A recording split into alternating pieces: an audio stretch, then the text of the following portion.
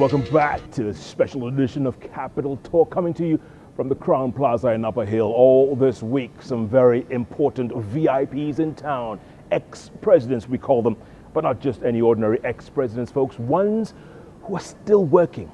Imagine, in their 70s and 80s, still working. Why? Because there's still work to be done. Just like my guest today from 95 to 05, President of the Republic of Tanzania, and now, folks, part of the champions for an HIV-free generation. Sit back, folks. Former Tanzanian President and former journalist, I might add, Benjamin Mkapa.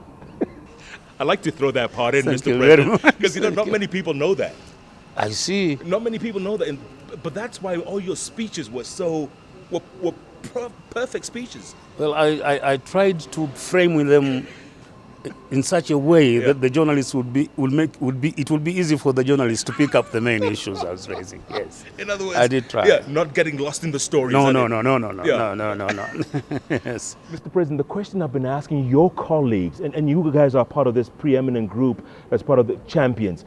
You're still working, Mr. President, in your 70s. You could have retired, you could have been on a farm, you could have been living, a life of retirement, but you all choose to keep working. Why?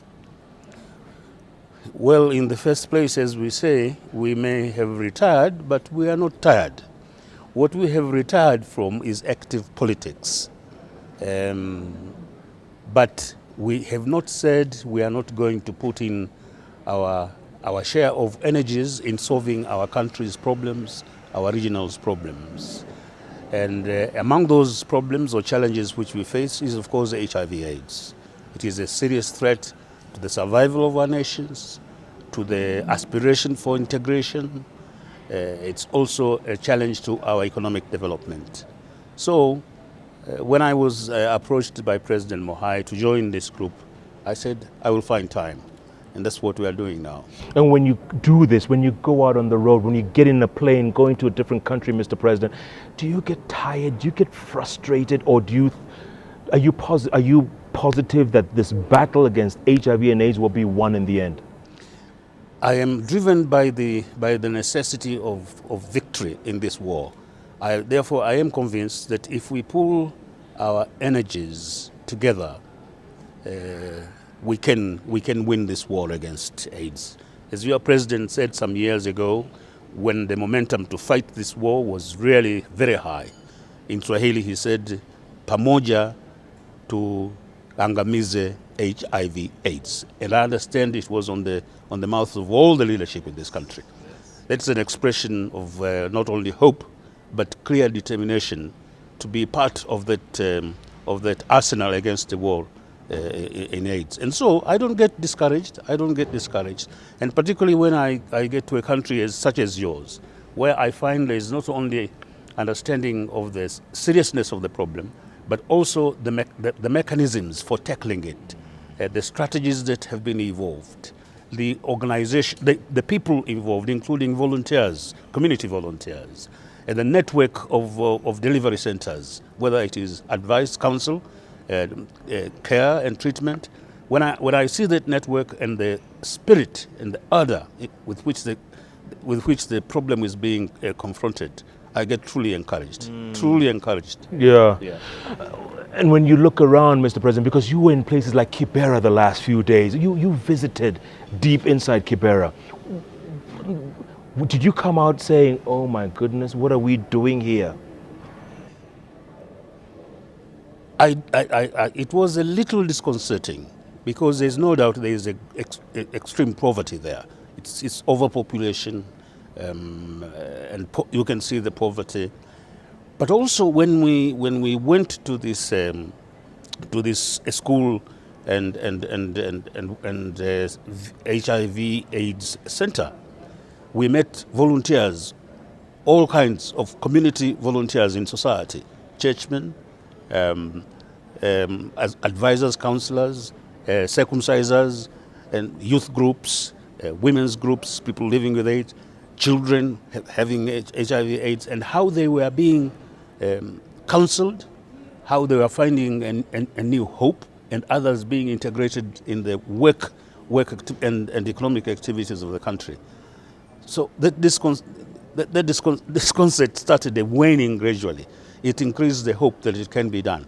But what I hope is that it can give momentum to the national effort to have a better living environment in our modern cities. It requires good planning, but also a proper allocation of correctional methods in terms of habitation. Absolutely. Speaking of hope, Mr. President, you were here 2007, 2008, part of Kofi Annan's African Eminent Personalities. You were here when Kenya had sunk to its lowest of lows, and you have come back 5 years later. Do you see a change, Mr. President?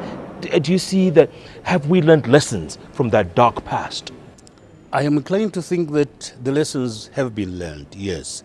To be truthful, we were happy that the process of forming a political governance framework for the country was concluded. But we kept wondering whether the program now of implementation would work out as well as it did. Yeah. And I am really overjoyed that it has worked. It's not that without pitfalls, no, but the fact that we are able to overcome those pitfalls and put a constitution in place, an implementation process which is now almost nearing its end, is extremely inspiring. So it gives me hope that the next time round, it will not just be a miracle. It will be the result of people's deliberate efforts to make sure that it doesn't happen again. What about the fact that there's still some people, still elements out there, Mr. President, who are still preaching division? They're still preaching this division, Mr. President, like they want to go back to 07, 08. In a world like ours, you will never have a society without sinners, whether they are political sins or social sins or religious sins. So there will always be some discordant notes. But I really am impressed that even for those who you might describe as power hungry, they are watching their words very carefully sometimes. And for this reason, I believe that the reform process will energize a free, fair, and acceptable campaign as well as voting and results. Yeah. I am quite confident, yes. When you came in 07, 08, Mr. President, were you as shocked as the rest of Kenyans? Because Kenya had been such a peaceful place for decades, and then all of a sudden, boom. Were you as shocked as the rest of us? We were very shocked indeed. We were very shocked indeed. We interpreted your immense economic progress because you're a middle economic power. We interpret that as being also commensurate with great political awareness and understanding. So when this eruption happened, we said, hey, we did not quite read the signs very well. I was particularly saddened when we visited some of the people who had been misplaced in the IPPs. Yes. And it fell to my lot to express to them the hope of neighbors that it would be sorted out, that the national leaders were working hard to correct the injustices and imbalances that had forced them to flee and so on. It was saddening, very saddening indeed. And that's why I say I hope it doesn't happen again. Yeah. Yes, it does happen. Yeah. And Tanzania has come a long way too, Mr. President. I mean, you guys have like this system in place. 10 years, 10 years, 10 years, and the country moves on. I mean, that's pretty impressive. Yes, indeed. You know what our founding president said when we tried to make him go on and on and on? Eventually he said, listen, if you have this concept of periodicity in governance, and 10 years is enough, then even those with the highest ambitions to replace you can take time. They can take their time. They will not resort to force because they are confident that at the end you will move aside and they will have another chance. Yes. So that's one of the reasons why I think. But ambitious people, they are there. They are there in abundance. And although our next elections are 2015, but already people are laying the ground for self-promotion. And if Mwalimu was to wake up today, let's just say theoretically, if he was to get up from his grave and look around the continent, would he be impressed? Would he be disappointed? Would he want to go back where he is? That's a tough one. No, he would be, I think, delighted that the unity of the country remains, that we are not too inward looking. In fact, that we are making some progress in reaching out to our neighbors by way of the East African Community Integration process. He would be delighted that the the reform of economic policies is being undertaken circumspectly. He would be a little, I think,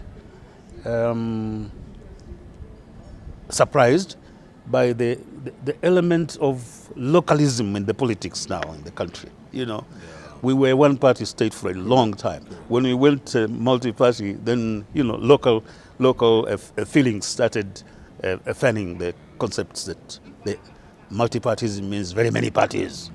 And having been in a one-party system for a long time, it's very difficult to evolve political parties that have fundamental differences in philosophy, but also in the economic goals for the country. Very difficult. So when that then happens, they all fall back onto personalities. Who is who? I think that would surprise him a little bit, because we have quite a bit of it. Sure. Yes. What about the Pan-Africanism? Would he be happy with things around the continent in general? Because they were part of that Pan-African movement, remember? Yes, I think on that front he will probably be a little disappointed, because now I may be interpreting my own reaction, but I should think he would expect that we would be standing up to our former colonizers and really the economic powers of the North, standing up to them much more seriously and practically than we are doing. I sense a certain degree of either intimidation or a natural subservience, particularly on tackling the regional political or regional as well as internal political questions. We are ceding too much authority and voice to our former colonial masters and all their allies. That I think would disappoint him. And on the economic front, I don't think we are fighting sufficiently for the ownership of natural resources, which they are obviously pining for, the developed countries. I think on that front he would want us to be a little more energetic, a little more assertive with regard to ownership of our natural resources and the terms upon which we are going to exchange them with the developed world. Yeah. Because let's face it, Africa is the last frontier, isn't it? Exactly. Now we are flattered by saying that because of this immensity of natural resources and because of the huge youth population that is manifesting itself, that we are going to constitute the model of the future of this century of economic development. I don't think that immensity of numbers and immensity of natural resources necessarily equal development for the people. Correct. Or become a center of gravity. But your friend President Mbeki once said the 21st century belongs to Africa. You agree? It can be Africa's, but I really do believe that we must be more assertive and more articulate about who we are, what we deserve, and assert ourselves on the international plane. That's what I believe is. And still at 74, you're still optimistic, you're still hopeful, Mr. President. You still have that drive to get up every morning and make a change for Africa? Certainly, because of my journalistic background, I look for every opportunity to make that assertion that Africa is a place that is worth taking into account, and that we must make it necessary for the rest of the world to take notice of us. Mr. President, brilliant stuff. Thank you very much. Thank you so much. It's a pleasure well to be done. with Good you. to see you. Don't go away yet. Former Tanzanian President Benjamin Mkapa, folks, former journalist. Listen to the man speak. Even after he left office in 2005, folks, look at him. 7 years later, still working, getting up every day, because he knows there's still work to be done on the continent. Right now, he's part of this group calling itself Champions for an HIV-free generation, fighting the battle against AIDS at every front, in every capital, no matter the age, folks. And if they can do it in the 70s and 80s, who are we to complain? We have no excuse. What a guest, what a show, folks, what a week it's turning out to be. We're at the Crown Plaza in Upper Hill, and we're bringing you stories from people who were there from the beginning. That's why you should listen up more and more, because you cannot find guests like former Tanzanian President Benjamin Mkapa anywhere else but right here on the bench at the Crown Plaza in Upper Hill on the award-winning station, K24, where we are, yes indeed, even in times of, what was that you said, tunangamiza? Pamoja tuangamize HIV AIDS. Even in times of pamoja tuangamize HIV and AIDS, we are still all African. All the time. all the time. God be with you. Peace be unto you. Thank you. Thank you, sir.